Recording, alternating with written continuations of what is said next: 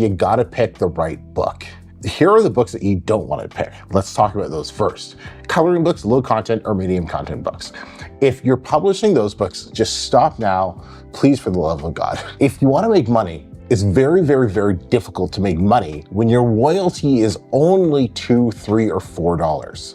It's extremely difficult to make money with those low-priced books. Yes, they're easy to make, but it's very hard to make money with them. On the other hand, if you're selling a book where you're making $7, $8, $9, or $10 every time you make a sale, well, you can see how much faster it is to scale with what we call high content nonfiction books. And then the part that 90% of people get wrong when it comes to choosing their book is not whether it should be high content or not, it's picking a book that's selling.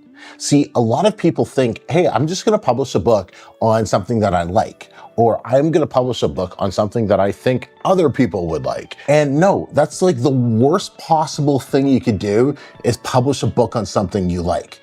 Because if you're here to make money, and if you're watching this channel, you are, then we need to find out what are the books that are already selling, that are already being purchased by other customers, and we need to replicate those books and grab some of that market share. And that's exactly what we do. So we find books that are already selling well, make a better version of that book, and then take over that market.